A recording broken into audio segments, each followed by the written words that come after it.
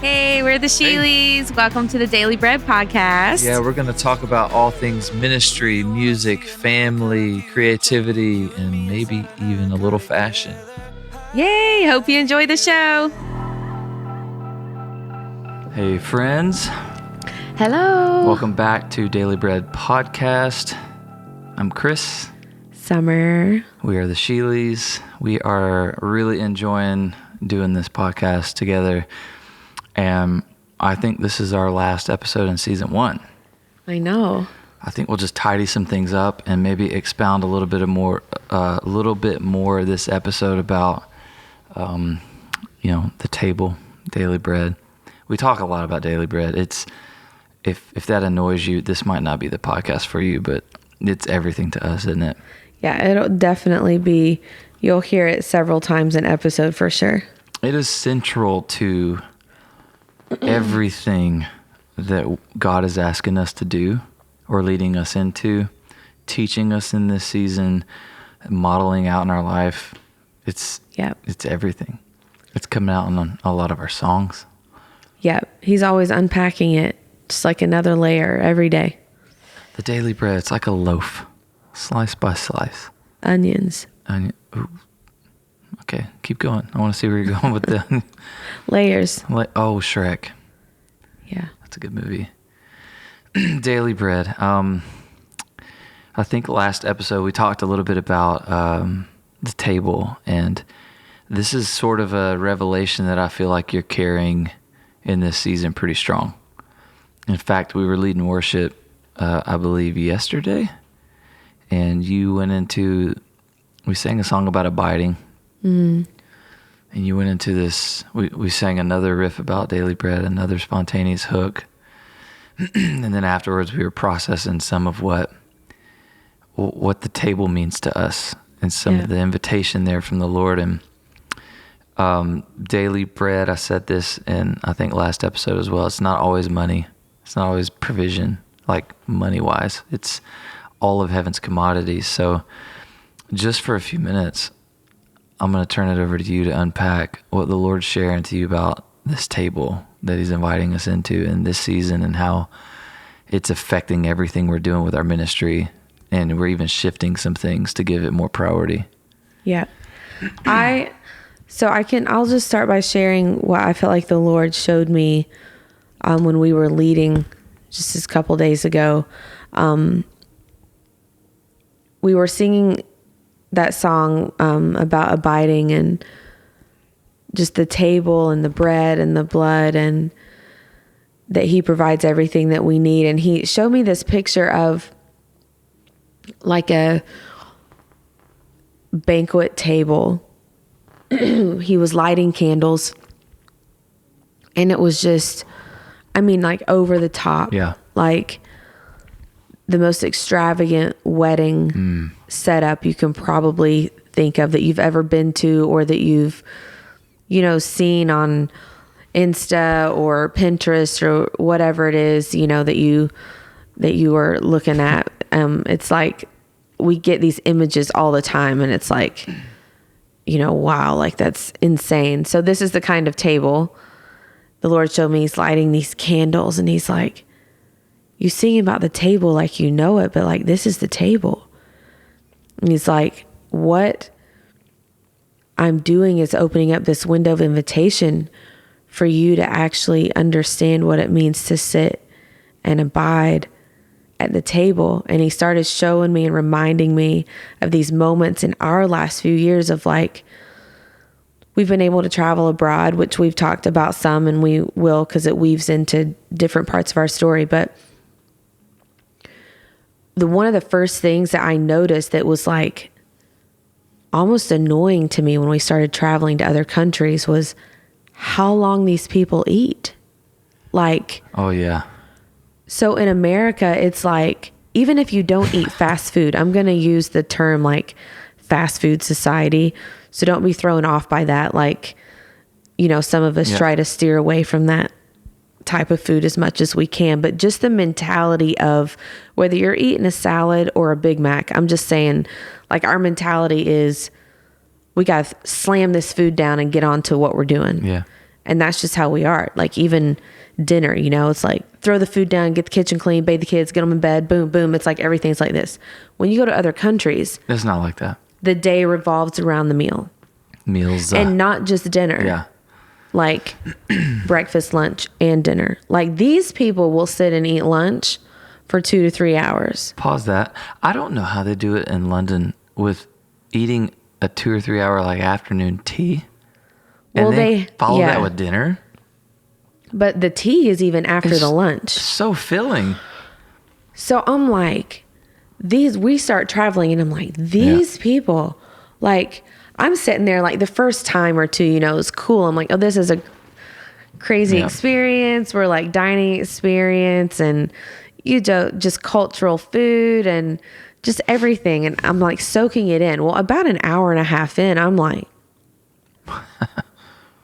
isn't it time to go? Like, I'm ready to go on to like the next thing. And I mean, like, they're in no hurry. You can tell, like, they're not even through with their food. And I'm like, this is wild. And the Lord's just like showing me these pictures, reminding me of like, you've actually had the opportunity to like sort of see what I'm trying to tell you. And that when you're talking about coming to the table, it's actually like a dwelling place. It's like the center point of the day.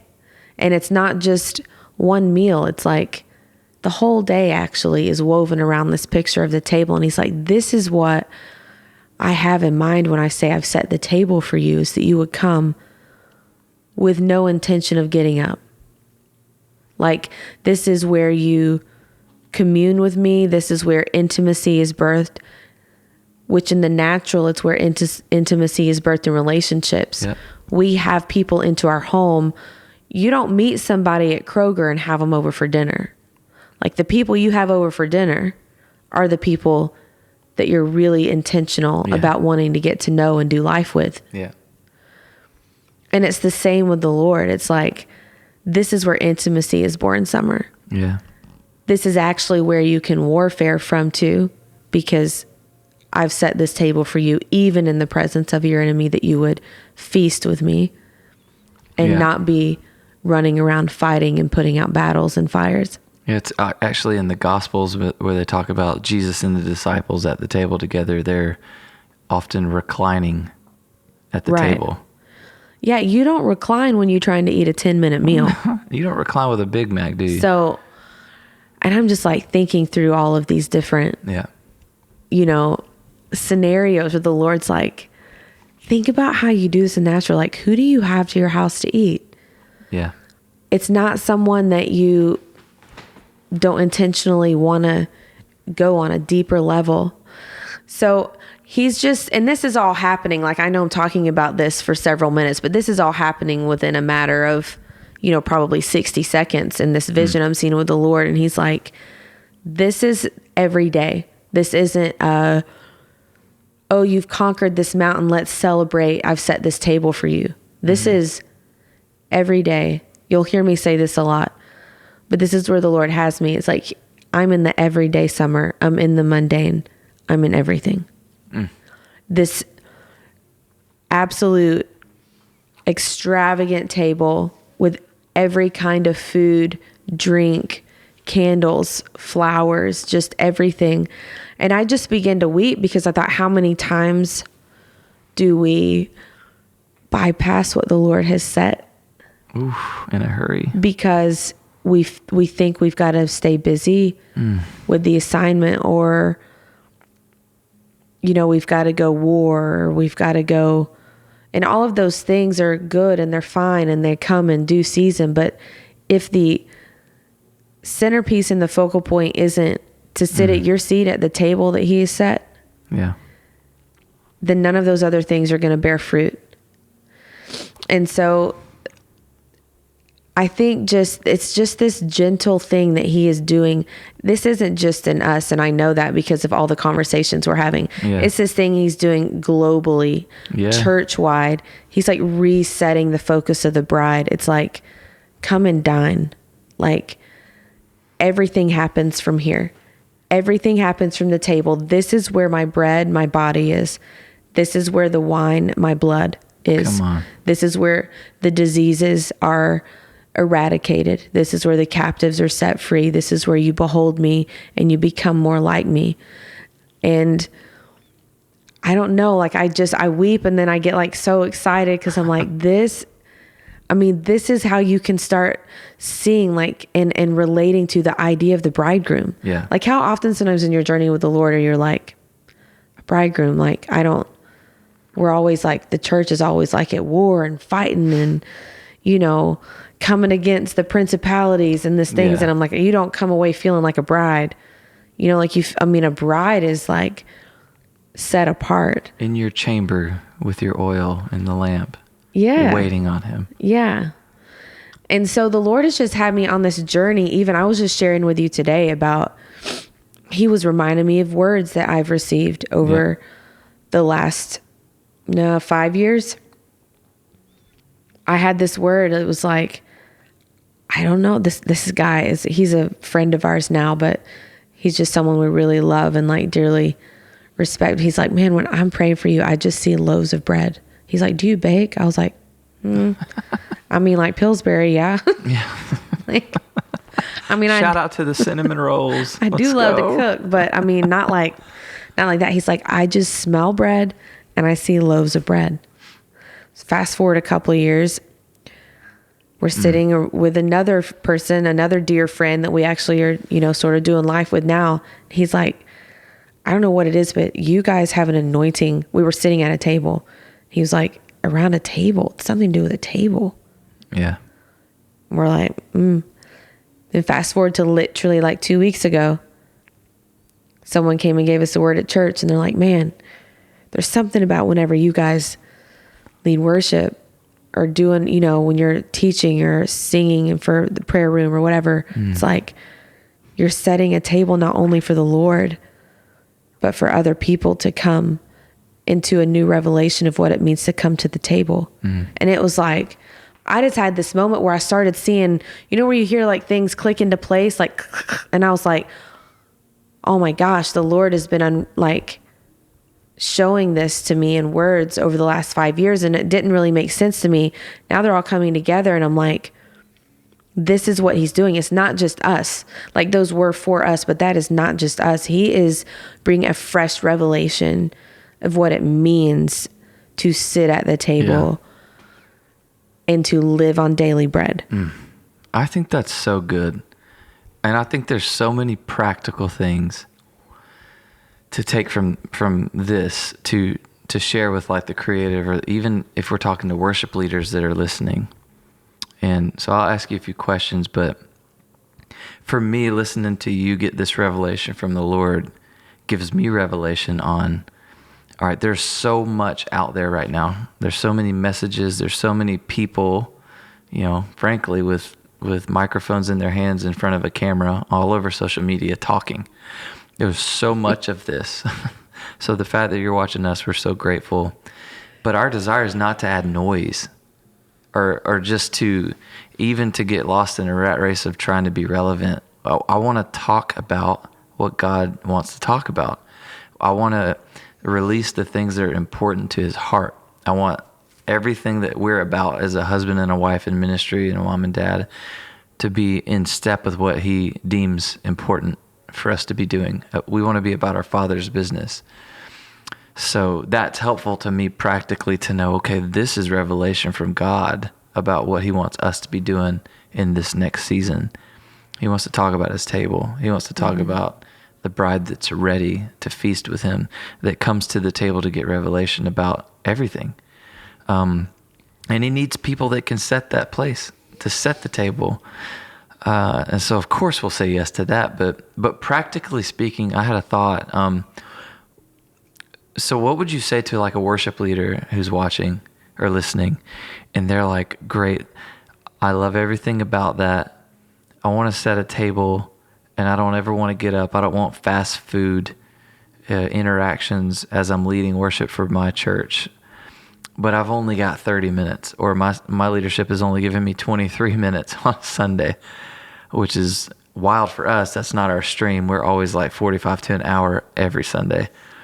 But what do you say to people who are like, okay, I have some limitations and confinements for like the worship set on a Sunday. How do I take what you're saying and implement that outside of a Sunday, maybe? Outside of a Sunday? Yeah. So not in the 20 minutes? Well, yeah, do it in the 20 minutes too, both and. Okay, you threw me for a loop there with that question. I thought you were going to go for, how do I do that in 20 minutes? Oh, yeah. Well, no, well, answer both, honestly, because maybe that's their question. My thought would be, the question would be then, how to do both. How to give space for the lengthy going deep. Yeah. And not leaving. Okay, so I'm going to do the Sunday morning setting first. And if that doesn't apply to you, then I'll get to the second part of the question. If the Sunday morning question applies to you, I think in our journey, we've come to the place where if we have 10 minutes or we have 2 hours, I go straight to the same place. Right. And for some people, it used to, probably even with you, I think it used to get a little bit annoying because it's like, just right away. It's like, I typically don't open my eyes a lot. That's not because I don't want to see the people. Reading the room is very important, but I'm so intentional on, I have one agenda, and it's to sit at his feet and see his face. Yeah. And if I'm doing that as the leader, then I'm opening the door wide up for anybody else in that room to follow me. Right. Now, whether they choose to partake in that is up to that person. And so we as leaders can't take that on as our burden. But what we do take on as a leader is, I'm going straight to his feet to see his face. Yeah. And the door's wide open if you want to come. Yeah. Giving people the opportunity to encounter him in that way. And so I love, actually, I'm going to give credit where credit is due. Rita Springer's like, she said this was a few years ago. I was listening to her. She said, I hate it when people ask me, well, what do you do if you only got 20 minutes? And she said, it doesn't matter if you have 20 minutes or an hour. It shouldn't take you any longer than 5 minutes or less. Like, dive straight in and lead people to the feet of Jesus and do what you do. Like, does it take you 5 minutes to close your eyes and see the Lord? No. When I'm sitting down at the piano playing, I'm right there with him. So I think it's sometimes we get in this mindset of, okay, I have an hour, so I can take the first, 10, 15 minutes, kind of warm everybody up, get a feel for the room, read what the Lord's doing. And actually, that's on us as leaders. That's not the time parameter we've been given. Right. As we grow in maturity as leaders, time parameter doesn't affect us. Right. Because it really doesn't, because honestly, we can submit to authority. And if we only have 23 minutes on a Sunday, that's kind of why I wanted to ask this question. It's like, we can do that and we can get where we need to go in 20 minutes. We can get where we need to go in 20 seconds. Yes. If we're seasoned and we're spending that time before we ever get to the stage. And the more you do it, if you're leading the same room every week, the more you do that, they will follow quicker and quicker every time. So, the first bit, they might not know what to do and they might not get to where you are. But if you keep doing it over and over, they will come quicker. And that's kind of what gets you into the answer of the second part of the story, is being prepared enough to be able to do that in the 20-minute settings. How do you do that? So you can do it on your own, or if you're talking about, cultivating that with a team or a group of people. Yeah, cultivating a culture, yeah. Yeah. Whether you're, a worship leader of a department or you're just leading a group of people in general, I think it's important to implement this either way. But we personally, no matter what, setting it is for us at the time of, who we're leading, it starts in a home setting around a table.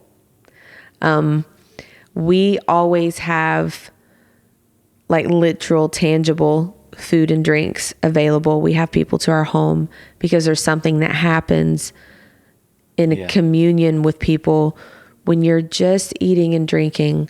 You're not just talking about, church things or heavy things, or it's like just eating and drinking. Bread. And so we have people over to do that, but we feast together, but we also come together and we worship and we go to those deep places with the Lord. Yeah. And we teach those people that are there with us how easy it is. Yeah. This is what he gave everything for, was that we would have easy access to sit at his feet at any moment of any day, any second, any season, any situation. That is the gift. His presence, him. Yeah. The presence is him, and that is the gift. That is the whole point of everything, is there is no veil. And how often do we operate like there still is a veil? Like we have to work to get through the veil. Yeah. Which is what we're doing in a Sunday morning setting, is we feel like we have to work to get people through the veil. What we're actually not doing is we're not reminding people and discipling people into a relationship to where they actually understand there is no veil, but we don't live like that. Yeah.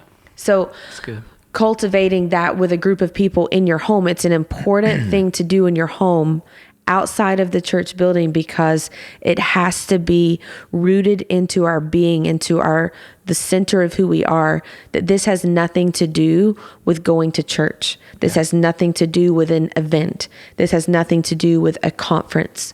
Yeah. This has nothing to do with being a part of a worship team. This is everyday life. So when you're doing it in your home with pizza and Coke or whatever it is you eat, this is everyday life. And he sits right down in the middle of it. Yeah. And so cultivating that atmosphere within your team, your family, is crucial to everything, because you will never lead anybody farther than you lead yourself. And if you think that you will get up on a stage and lead when you haven't been doing it off of the stage, it won't happen. No, it actually became, we did this a lot when we were on staff and we had a team that we were stewarding. We spent a lot of time at home worshiping. Some of our greatest times ever in the presence of God were in those settings in our living room, where just the abnormal would start breaking out, like healings, marriages were being restored, prophetic was popping off, and people were getting like life-changing destiny words from a very simple gathering. And it became problematic for us because there was such an appetite that was developed in that space that we would start going to church for rehearsals, and the rehearsals would carry over into service because the team wouldn't want to stop, because they were so used to that extended time. And pre-service prayers would carry over into when we're supposed to be down on the stage, but the presence of the Lord would descend in the upper room where we prayed. And it was a special season when that was happening. And so we just know that works from experience. We know that it shapes and it can affect your entire church culture from just a few people on a worship team, and our pastors were always a part of that. They weren't downstairs waiting on us to get down to start the service. They were up in the room with us, just in the presence of God. It was some amazing stuff. So we know that lifestyle really, really works. And it actually is what's sustaining us, right? That intimacy, that presence. Oh yeah. Yeah.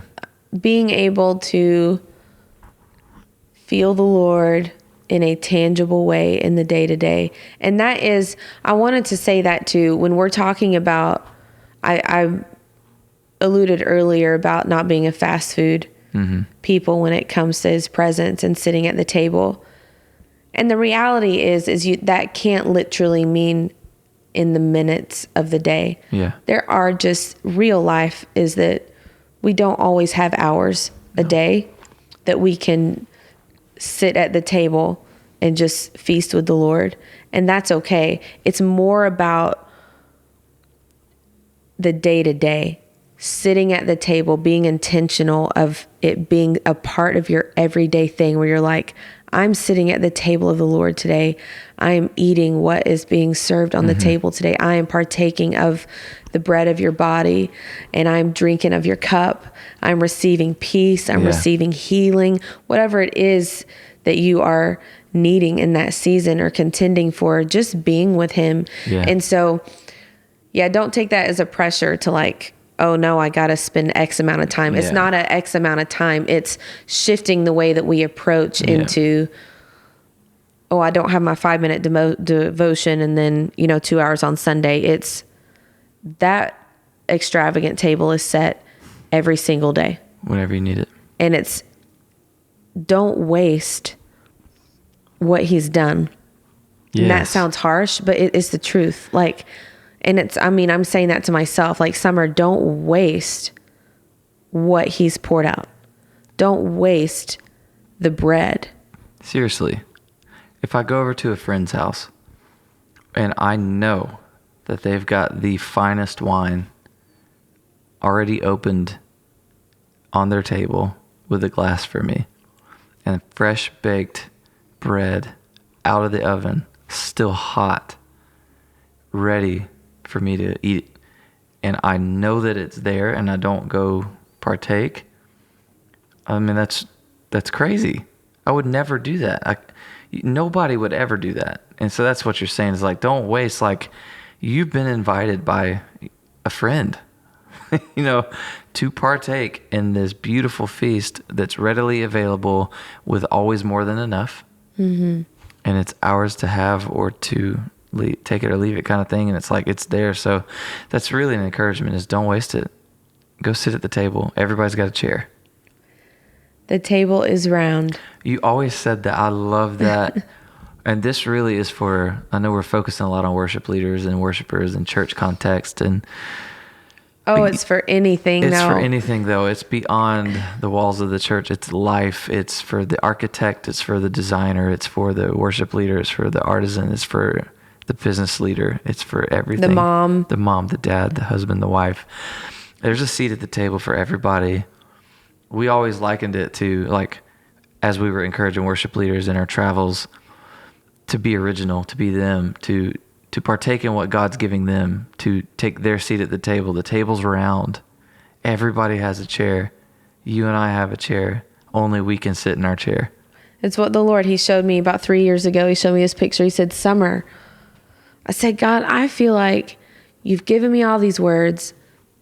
I feel like a lot of people are doing what I felt like I was going to do. Why is am I missing it? Why is my story taking longer? He says, Summer, everyone has a name on a seat. You can't sit in anybody else's seat, but they also can't sit in yours. Mm-hmm. Nobody can take your assignment. Nobody can take your seat at this table. The only thing that happens if you don't sit in it is that it's just vacant. It's just sadly empty. So it's like, again, I saw this image of like an extravagant wedding feast table. You know how they have the names? Like they put out names, your assigned seats at weddings or at big events and galas. Like you have assigned tables. Nobody goes around and just sits in anybody's seat. You find your seat. Yeah. Only you can sit in it. But it removes this whole load of, oh, I better hurry and do this before somebody else does. Yeah, lack mentality or poverty mentality or orphan. Yeah, everybody's got a chair, man. Yours is just waiting on you. It's got your name on your seat. And you will find me sat at mine partaking because it's the better way. But I really think, just prophetically speaking, there is an invitation to the body of Christ in this season to choose a different way. Maybe, for Sundays, maybe for the model of what we've been doing in our gatherings. Maybe it's for our teams. Maybe it's for our cultures. Maybe it's for intentional time and fellowship in smaller groups. But there's an invitation to do it this way, to spend more time on purpose, intentionally feasting together on actual food and his presence, and to lean into that in this season. It feels like that's what God's inviting us into, body of Christ, like globally. So we're going to do our part. I love that revelation. It's been helpful for me because it's helped me identify where we need to focus our life. our ministry, even our family, and being more intentional to do communion, to break bread, to have friends over, to have our kids apart, to have worship nights, daily bread table nights in our home, and gather. It's just so applicable, whether you're in ministry or not. Yeah. It has nothing to do with being in ministry.